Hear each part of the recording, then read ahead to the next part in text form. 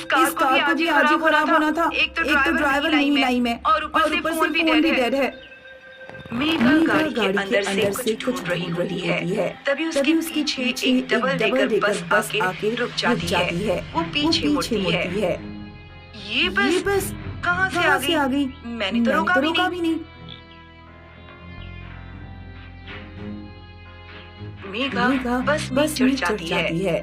बस के अंदर कुछ लोग बैठे हैं। टूरिस्ट जैसे कपड़े पहने हैं, जैसे किसी साइट सीइंग पे आए हों। बस के अंदर म्यूजिक बज रहा है। भैया मुझे अटावा शहर में उतार देना। टिकट? कंडक्टर ना तो जवाब देता है, ना ही टिकट। वो चुपचाप बस सिर हिलाकर वहाँ से चला जाता है। अजीब इंसान है, टिकट भी नहीं दिया। कुछ ही समय बाद मेघा की आंखें बंद होने लगी। वो सोने ही वाली थी कि उसे कहीं से लाउड म्यूजिक सुनाई दिया। उसने आंखें खोलकर देखा, पर उसे ड्राइवर सीट खाली लगी। उसने फिर से अच्छे से देखा तो ड्राइवर अपनी सीट पे ही बैठा हुआ था। मेघा को बस में बैठे बहुत अजीब लग रहा था। ये म्यूजिक तो बंद ही नहीं हो रहा। किसी और को तकलीफ नहीं हो रही है क्या इससे? वो कंडक्टर को हाथ दिखाकर बुलाती है और उससे पूछती है, भैया ये म्यूजिक कहाँ से आ रहा है? कंडक्टर कुछ जवाब नहीं देता और वहाँ से चला जाता है। मेघा अपने पीछे बैठे इंसान को देखती है। वो आंखें फाड़ के बिना पलक झपकाए मेघा की तरफ देख रहा है। मेघा थोड़ा डरे हुए उससे पूछती है, ये इतना लाउड म्यूजिक कहाँ से आ रहा है? ऊपर पार्टी हो रही है। रात के 12 बजे, वो भी चलती हुई बस में। कैसी पार्टी है ये? तुम्हारी मौत की। एक्सक्यूज मी, ये आप क्या कह रहे हैं? इतना कहकर इंसान उठकर ऊपर चढ़ने लग जाता है। धीरे हर पैसेंजर ऊपर चला गया। अब बस ड्राइवर और मेघा बच गए थे। मेघा को बस में बैठे हुए काफी टाइम हो चुका था और अभी तक वो शहर नहीं पहुंची। उसने बस ड्राइवर से पूछने का सोचा, ड्राइवर भाई साहब, हम कहाँ पहुँचे हैं? ड्राइवर सीट पर बैठे हुए अपना पूरा सिर घुमाकर मेघा को देखकर भयानक तरीके से हंसता है। कौन हो तुम? हे भगवान, मैंने क्या देख लिया? मेघा के ऊपर पहुंच के आंखें फटी की फटी रह जाती हैं। उसने देखा कि वहाँ पार्टी चल रही थी, पर कोई ऐसी पार्टी नहीं, बल्कि भूतों की पार्टी। किसी भूत का सिर कटा हुआ था तो किसी भूत के हाथ, कोई भूत आग में चला हुआ था तो किसी भूत का चेहरा छिला हुआ। ये क्या हो रहा है? मेघा जब ये बोल रही होती है तभी वो कंडक्टर अपने नुकीले नाखून वाले हाथ से मेघा को आगे लेके आता है। कंडक्टर की आंखें पूरी सफेद हैं। नहीं, मुझे जाने दो, प्लीज जाने दो। सारे भूत मेघा को चारों ओर से घेर के नाचने लग जाते हैं। मेघा जोर से चिल्ला रही थी, गिड़गिड़ा रही थी, पर भूतों की पार्टी के शोर की वजह से उसकी आवाज कोई नहीं सुन पाया। मेघा किसी तरह भूतों के चंगुल से निकलकर नीचे भागती है। मेघा नीचे पहुंचती है और बस का ड्राइवर अपना सिर उल्टा करके बस चला रहा है। नहीं, मैं नहीं मरने वाली, नहीं। कहाँ जाना है?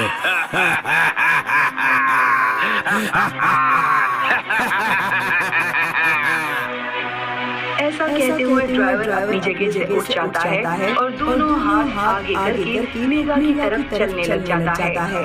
ऊपर से एक करके सारे भूत नीचे आ जाते हैं और सब मेघा की तरफ भागने लग जाते हैं। मेघा देखती है कि बस सीधे एक खाई की तरफ जा रही है। मेघा चलती हुई बस से कूद जाती है। मेघा बस से कूद के जख्मी हो गई और वो सुनसान रास्ते में हैरानी से उस भूतिया पार्टी बस को आगे जाते हुए देख रही थी। वो बस रुकी और यूं टर्न लेने लगी। मेघा अपनी सारी ताकत जुटा के भागने लगी। मेघा बिना रुके बिना पीछे मुड़े भागती गई और वो तब तक भागती रही जब तक वो बस उसे दिखना बंद नहीं हो गई और उसका म्यूजिक सुनना बंद नहीं हो गया हो और तब जाके मेघा ने चैन की सांस ली। ये वाकया सन 2006 के आसपास का है। मैं एसएससी की तैयारी करने इलाहाबाद गई थी। कुछ साल पहले मेरे भैया भी तैयारी करने इलाहाबाद जा चुके थे। अपने भाई के कहने पर मैंने शॉर्ट हैंड और टाइपिंग भी सीखना शुरू कर दिया था। उस समय कंप्यूटर इतने पॉपुलर नहीं थे। टाइपिंग टाइपराइटर पर सीखी जाती थी। मेरी टाइपिंग की क्लासेस में बहुत कम स्टूडेंट आते थे। कभी-कभी मैं कोचिंग में अकेली ही रह जाती थी। एक बार सर ने बताया कि वो किसी जरूरी काम से 15-20 दिनों के लिए बाहर जा रहे हैं। कोचिंग खुली रहेगी और मैं कोचिंग में आकर प्रैक्टिस कर सकती हूँ। अगले दिन मैं टाइपिंग की क्लासेस में अकेली ही बैठी हुई थी कि तभी वहाँ एक लड़की आई। सर कहीं गए हैं क्या? हाँ, सर कुछ दिनों के लिए बाहर गए हैं। क्या तुम इसी बेंच में आती हो? मैं सर की पुरानी स्टूडेंट हूँ। कभी-कभी प्रैक्टिस करने आ जाती हूँ। मेरा नाम नेहा है। और तुम्हारा? मेरा नाम रूबी है। नेहा बहुत बातूनी थी। एक दिन में ही उसने मुझे अपना दोस्त बना लिया। अब हम दोनों साथ ही कोचिंग में लौटा करते थे। मैं अपने हॉस्टल की तरफ चली जाती थी और नेहा बांस मंडी की तरफ चली जाती थी। नेहा ने बताया था कि उसका घर बांस मंडी के पास ही था। करीब 10 दिन बाद नेहा कुछ दिनों के लिए गायब हो गई। एक दिन जब मैं अपने हॉस्पिटल की तरफ जा रही थी तो वो मुझे मिली। वो बहुत खुश थी। मुझसे बोली 2 दिन बाद मेरी एंगेजमेंट है, प्लीज तुम जरूर आना। नहीं, मैं नहीं आ पाऊंगी। मुझे शादी पार्टियों में जाना पसंद नहीं। ठीक है, सिर्फ मेरी एंगेजमेंट अटेंड कर लो। उसके बाद फिर किसी पार्टी वगैरह में मत जाना। मेरी नई दोस्त होने के नाते तुम इतना तो कर ही सकती हो ना। आखिरकार मुझे हाँ करना पड़ा। बांस मंडी के उस पार ही मेरा घर है। रात में 9 बजे आ जाना। लेकिन एंगेजमेंट तो दिन में होती है। हाँ, होती तो दिन में ही है, लेकिन मेरे होने वाले हस्बैंड को छुट्टी नहीं मिल पा रही है। वो ड्यूटी से शाम को लौटेंगे और तभी एंगेजमेंट हो पाएगी। नेहा मेरे मोबाइल पर अपना एड्रेस SMS करके चली गई। नेहा से तो मैंने एंगेजमेंट पे आने के लिए हाँ कर दिया था, पर एंगेजमेंट वाले दिन मेरा मूड बदल गया। मैंने शहर के रास्ते देखे नहीं थे और फिर रात में जाना था, इसलिए मैंने डिसाइड कर लिया कि मैं नहीं जाऊंगी। लेकिन उस शाम करीब 7:30 बजे लाइट चली गई। वैसे हॉस्टल की लाइट बहुत कम ही जाती थी, लेकिन उस दिन 1 घंटे तक लाइट नहीं आई। मैं अंधेरे में लेटी रही। अचानक पीछे से किसी ने तकिया सहित मेरा मुंह सर ऊपर उठा दिया। मैं अपने आप उठकर बैठ गई। डर के मारे मैं कूदकर बेड से बाहर आ गई और मैं टेबल पर रखे मोबाइल की तरफ बढ़ी ताकि मोबाइल की टॉर्च चला सकूं। लेकिन मेरा पैर मच्छर भगाने वाले कॉइल के स्टैंड पर पड़ गया और मैं बुरी तरह चिल्ला पड़ी। मुझे लगा मेरे पैर में काफी घाव हो गया होगा। लेकिन कुछ देर बाद जब लाइट आई तो मैंने देखा कि पैर में कुछ भी नहीं हुआ है। अचानक मेरा मोबाइल बजा। नेहा का ही फोन था। मैंने जैसे ही कान पर फोन लगाया, उधर से आवाज आई, रूबी आ नहीं रही हो क्या?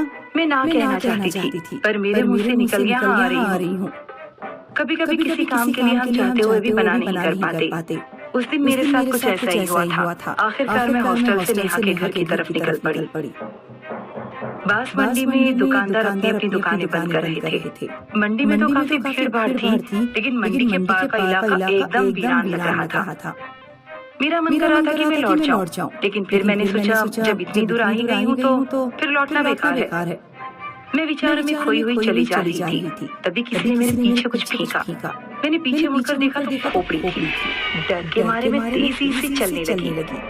राइट साइड में मुझे एक गली दिखाई दी जिसके आगे तिलक कॉलोनी का बोर्ड लगा था। मैंने तुरंत मोबाइल से वो SMS देखा जिसमें नेहा का एड्रेस लिखा था। मैं तुरंत ही गली के अंदर गई। गली काफी लंबी थी और उसके सबसे अंतिम मकान पर सजावट की हुई थी। मैं समझ गई कि वही नेहा का मकान है। मैंने नेहा के घर की तरफ बढ़ते हुए नेहा को फोन किया। हेलो नेहा, क्या तुम बाहर आ जाओगी? मैं तुम्हारे घर पर पहुंचने ही वाली हूँ। तुम सीधे घर के अंदर आ जाओ। इतना कहकर नेहा ने फोन काट दिया। घर के बाहर काफी चहल पहल थी, लेकिन जैसे ही मैं घर के अंदर घुसी मेरे होश उड़ गए। पूरा घर एक खंडर जैसा लग रहा था। घास और झाड़ियां जगह जगह उगी हुई थी। मैं समझ गई कि यहाँ कुछ गड़बड़ है, लेकिन मैंने पीछे मुड़कर देखा तो मेरे पीछे दरवाजा था ही नहीं, दीवार थी। तभी मुझे मेरे पीछे किसी के हंसने की आवाज सुनाई दी। वो हंसी भयानक थी। वो नेहा खड़ी थी। उसके पूरे चेहरे पर लाल सिंदूर लगा हुआ था। उसने श्रृंगार किया हुआ था, लेकिन श्रृंगार ने उसका चेहरा और भयानक बना दिया था। नेहा अपने दोनों हाथ आगे करके मेरी तरफ बढ़ी, जैसे वो मेरा गला घोटने आ रही हो। मैं पीछे भागती तो कहाँ भागती, क्योंकि पीछे तो दीवार थी, कोई दरवाजा नहीं दिख रहा था।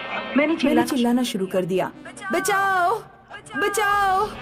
जमीन पर ईंटें और पत्थर पड़े हुए थे। मैंने ईंटें पत्थर उठाकर नेहा की तरफ फेंकना शुरू कर दिया। वो पत्थरों से लहूलुहान हो गई, लेकिन फिर भी हंसी जा रही थी और मेरी तरफ बढ़ती जा रही थी। मैंने देखा कि दीवार के किनारे एक शहतूत का पेड़ है। मैं उस पेड़ के सहारे दीवार खोद सकती थी, लेकिन मैं पेड़ की तरफ भागी। मैं पेड़ तक पहुंच नहीं वाली थी, लेकिन पीछे से नेहा ने मेरा पैर पकड़ लिया और वो मुझे खींचने लगी। आखिरकार मैंने एक ईंट उठाकर उसके सिर पर मारी। वो बेहोश होकर गिर पड़ी और मैं पेड़ से कूदकर तुरंत ही बाउंड्री के बाहर आ गई। मुझे नहीं समझ आ रहा था कि मैं कहाँ पर हूँ, इसलिए मैंने हॉस्टल के चौकीदार को फोन किया और जगह की लोकेशन बताई। चौकीदार ने मुझे बताया कि मैं तिलक कॉलोनी के पार वाले खंडर में हूँ। उसने कहा कि वो आधे पौने घंटे में पहुंच जाएगा। तभी मेरे कंधे पर पीछे से किसी ने हाथ रखा। ये नेहा की आत्मा थी। क्या तुम जिंदा नहीं हो? और मुझे क्यों सता रही हो? 7 साल पहले तुम्हारा भाई अभिषेक और मैं एक ही बैच में टाइपिंग करते थे। मैं अभिषेक को अपनी जान से ज्यादा प्यार करती थी। हमने एंगेजमेंट प्लान बना लिया था। अभिषेक ने कहा था कि वो अपने घर जल्दी से ही मेरे बारे में बता देगा, लेकिन एंगेजमेंट होने से कुछ दिन पहले ही तुम्हारे भाई की नौकरी लग गई। नौकरी लगने के बाद तुम्हारे भाई के लिए ढेर सारे महंगे रिश्ते आने लगे। उन्होंने ढेर सारा दहेज देकर एक लड़की से शादी कर ली और मुझे धोखा दे दिया। मैं अभिषेक के बिना नहीं जी सकती थी, इसलिए मैंने आत्महत्या कर ली। इतना कहकर नेहा की आत्मा गायब हो गई। मुझे अपने भाई पर बहुत शर्म आई। मैं आंखों में आंसू लिए अपने हॉस्टल लौट आई। बाद में करप्शन के आरोप में मेरे भाई की नौकरी छूट गई। नौकरी छूटते ही मेरी भाभी ने मेरे भाई को छोड़ दिया। मेरा भाई आज अकेली जिंदगी बिता रहा है। उसे अपनी करनी का फल मिल चुका है।